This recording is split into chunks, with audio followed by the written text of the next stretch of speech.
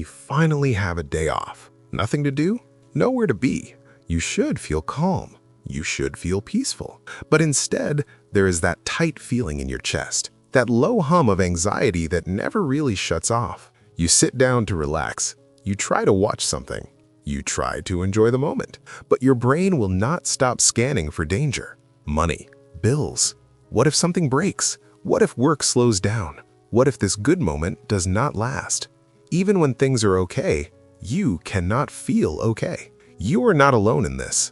There is a whole category of people exactly like you. People who grew up without enough. People who learned early that money can disappear fast. People who know what it feels like to brace for impact. And the worst part is this. Even when you are safe now, your body does not believe it.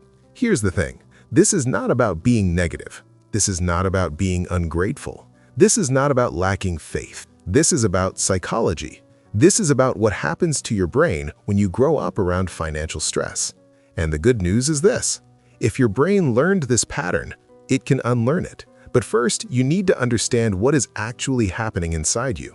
Let me show you what your life probably looks like. You wake up, and before your feet hit the floor, your brain is already calculating. How much is in the account? What bills are due? What might hit next? You check your phone, not for fun, for confirmation. Is everything still okay? You go to work and you work hard, sometimes harder than everyone else. Because somewhere deep inside you, you believe that if you stop pushing, everything will fall apart. You do not relax at work. You prepare. You overthink. You double-check. You assume something will go wrong. Then you finally get home. You sit down. You try to rest. But rest feels wrong, almost dangerous. You think about the future. You think about worst-case scenarios. You run mental simulations of disaster. You tell yourself you are just being responsible. But if you are honest, it feels more like waiting for the next hit. This pattern has been going on for years, maybe since childhood, and you're starting to wonder if you'll ever feel calm like other people seem to. Here's what's actually happening in your brain. When you grow up around financial instability, your nervous system adapts. Your brain learns one rule: stay alert. Your brain is designed to avoid pain and seek safety. That is basic survival. If money was unstable, if bills were stressful, if you saw adults panic about finances, your brain connected money with danger, not inconvenience, danger. So it built a system to protect you: hyper-awareness, overthinking, constant planning. Your brain thinks it is helping you survive, and in a way, it did. When you were younger, being alert may have kept you prepared. It may have kept you responsible. It may have pushed you to work harder than everyone else. But here's the problem. Your brain does not automatically update when your circumstances change. It still runs the old survival program, even if you have savings now, even if your income is stable, even if nothing is wrong. Your nervous system stays on high alert. This is what people call fight or flight. It's your body's stress response. It's designed for short bursts of danger, but poverty turns it into a long-term setting. Instead of turning on for emergencies, it stays half on all the time. And when your body is in that state, relaxing feels unsafe. Your brain says, if you relax, you might miss something. So it keeps scanning, keeps calculating, keeps worrying. Not because you're weak, because your brain learned that safety is temporary. And there's another piece. When you grow up without enough, you learn that good things can disappear quickly. So when things are going well, you don't celebrate, you brace. You tell yourself, do not get too comfortable. That's not negativity, that's conditioning. But here's what this pattern is costing you. Short term, it feels responsible. It feels like control. Long term, it steals your peace. You can't enjoy what you worked so hard to build. You can't sit still without guilt. You can't feel secure even when you are secure. And every time you tell yourself, it will probably fall apart, you reinforce that belief. You teach your brain that stability is fragile. The longer this runs, the more normal anxiety feels, and calm starts to feel unfamiliar. Let me tell you what you're probably thinking.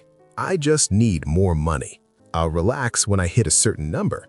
I'll feel safe when I have more saved. But here's the truth. More money helps practical problems. It doesn't automatically rewire your nervous system. There are people with high incomes who still feel exactly like you, because this is not just about numbers. This is about identity. You may still see yourself as the person who could lose everything. You may still be living like the next crisis is around the corner.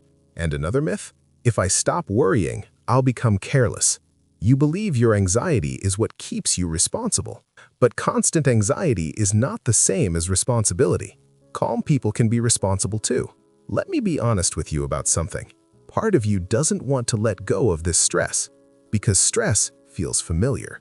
Stress feels like control. If you're worrying, you feel like you're doing something.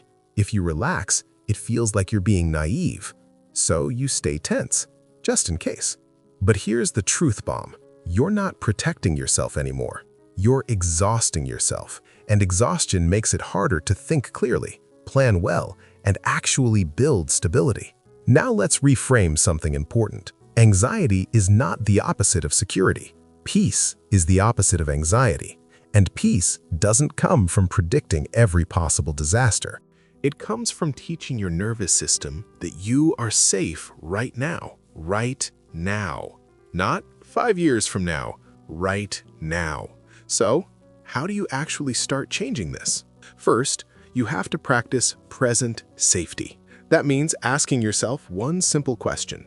In this moment, am I safe? Not next month, not next year. This moment.